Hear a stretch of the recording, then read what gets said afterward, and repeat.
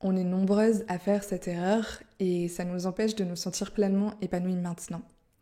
Et quand on se sent pas pleinement épanoui maintenant, il y a forte chance qu'on ne se sente jamais épanoui. Et c'est pour ça que je vais te faire cette vidéo aujourd'hui, pour que tu décides consciemment de changer ça en prenant conscience du comment, du pourquoi et comment est-ce que tu peux transformer ça. Alors cette erreur, avant de t'en parler plus longuement, eh bien c'est l'erreur de se dire qu'on se sentira bien quand on aura telle chose dans notre vie, c'est-à-dire mettre notre bonheur sous condition. Se dire que finalement, peut-être, tu t'es déjà dit, bah moi je me sentirais bien quand, tu sais le nombre de personnes qui disent quand j'aurais gagné au loto.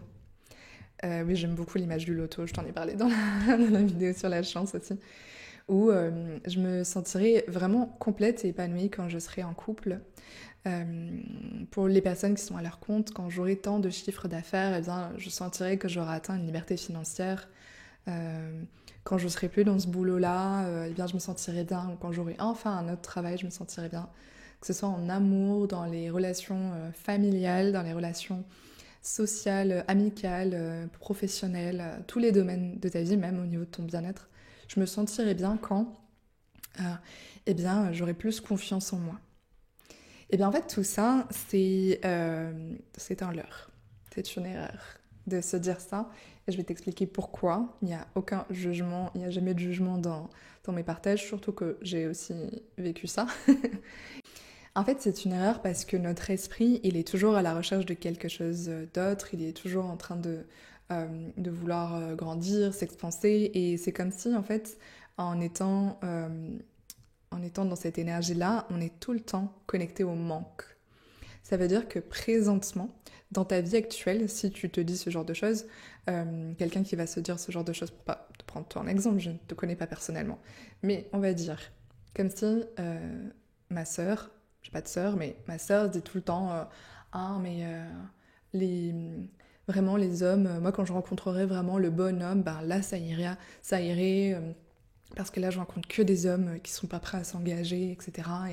Et en fait, elle se dit toujours que elle se sentira enfin bien quand elle aura rencontré le prince charmant, l'homme de sa vie, cet homme qui fera palpiter son cœur. Et dans cette énergie-là, finalement, elle est toujours dans le manque de cette personne-là. Elle est toujours dans le manque de cette relation idéale. Et ça sous-entend aussi que finalement, il y a des choses qui sont positives et d'autres négatives. Ça veut dire que le célibat, ce serait négatif et être en couple avec le prince charmant, ce serait positif. Alors que si on regarde de plus près et ou même si on dézoome, on comprend que finalement, dans chaque chose, il y a autant d'avantages que d'inconvénients.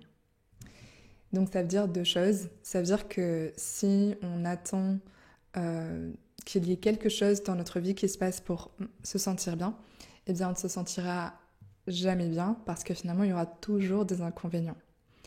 Parce qu'en fait si tu rencontres quelqu'un que tu aimes éperdument, qui est vraiment extraordinaire, bah peut-être qu'en fait tu auras moins de temps pour aller voir tes amis, parce que tu vas passer plus de temps en couple. Il faudra que tu fasses à manger pour deux si, je sais pas, c'est toi qui fais à manger. Enfin, en fait, il y aura toujours des inconvénients, mais il y aura aussi des avantages. Et donc, c'est déjà d'arrêter d'idéaliser, en fait, les choses.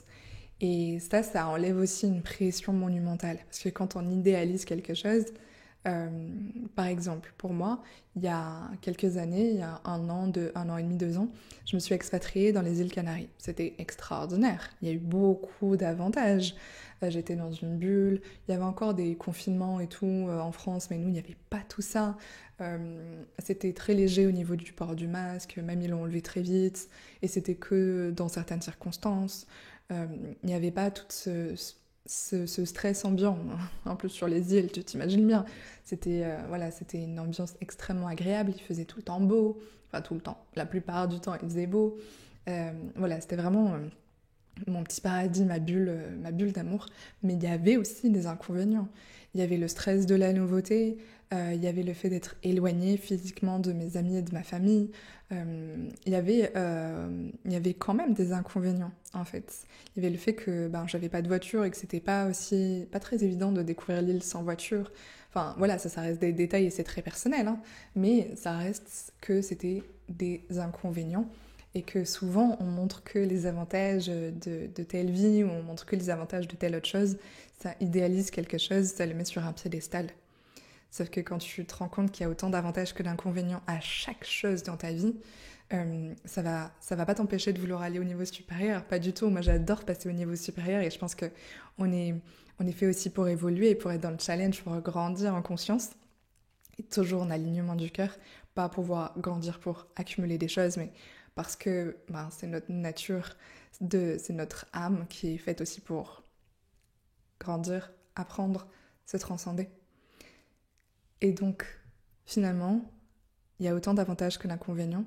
Donc ça veut dire que maintenant, dans ta vie présentement, il y a autant d'avantages que d'inconvénients à ce que tu désirerais. Et la deuxième chose, c'est que si tu te dis que ton bonheur est sous condition, tu seras jamais heureuse parce que le seul moment qui existe, c'est maintenant.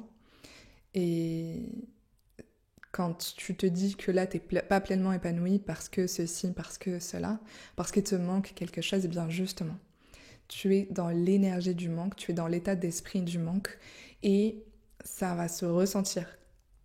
Me vient cette image en tête, j'ai déjà entendu ça, que des personnes qui disent que quand elles étaient célibataires, elles n'arrivaient jamais à trouver l'homme de leur vie, la femme de leur vie, et qu'à partir du moment où elles ont été en couple, et bien là, il y a plein de gens qui se sont intéressés à elles. Alors, est-ce que c'est un truc... Ça vient d'où, ça? Ça vient du fait que quand tu es célibataire et que tu es peut-être malheureux dans ta position, malheureuse dans ta situation, eh bien, ça va se ressentir. Est-ce que toi, tu as envie d'être en couple avec... est-ce que tu es attiré par quelqu'un de malheureux? Bon, à part si tu es dans le triangle de Karpman, victime, sauveur, bourreau, ça peut arriver. Je te recommande pas de t'engager dans une relation qui soit dans cette énergie-là. Donc, mis à part ça, sinon, non. Si t'es bien dans tes baskets, si t'es heureuse, si tu prends soin de toi, tu vas pas vouloir aller dans une relation où tu sens que la personne, elle n'est pas bien.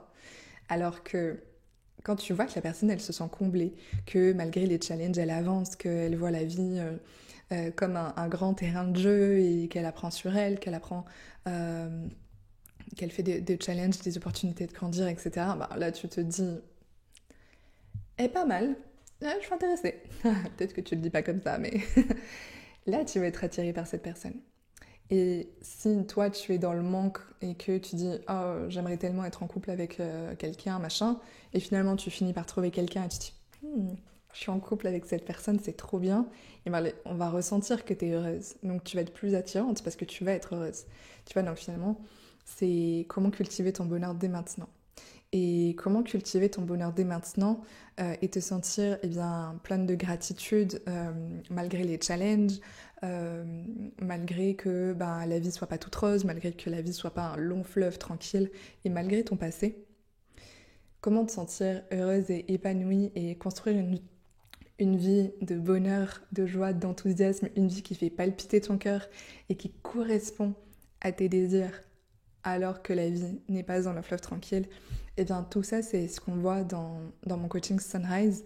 C'est un coaching de transformation personnelle où on vient sur ces piliers-là, sur les piliers de l'amour de soi, sur reprendre les rênes de sa vie et de faire en sorte que dans ton quotidien, tu te sentes heureuse, alignée, que tu aies de la motivation au quotidien et que tu sois cette personne brillante qui est attirante aussi. C'est pour ça aussi que je parle d'une vie magnétique, mais aussi parce que tu vois et saisis les opportunités.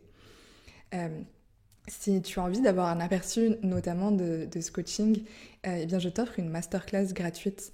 C'est une masterclass dont je t'ai parlé dans la vidéo précédente et je vais t'en reparler très rapidement ici si tu n'as pas regardé la vidéo précédente. C'est une masterclass où je te partage 4 erreurs qui t'empêchent de t'épanouir pleinement, et ce point qu'on vient aborder aujourd'hui, je t'en parle davantage dans la masterclass et je te donne des exemples personnels et aussi des personnes que j'ai accompagnées, donc ça va beaucoup t'inspirer. Et donc je te partage 4 erreurs qui empêchent ton plein épanouissement. Ça s'appelle les coulisses du succès, ose être toi-même et créer une vie à partir du cœur. Donc je te l'offre et le lien pour y accéder, c'est dans la description de la vidéo et en commentaire épinglé. Je répète tout le temps, mais c'est toujours la même chose, tu commences aussi à connaître. Donc si tu désires en savoir plus sur ce sujet-là, eh bien je te laisse aller regarder la masterclass. Et en attendant, on se retrouve dans une très prochaine vidéo. Et souviens-toi, à cœur vaillant, rien d'impossible.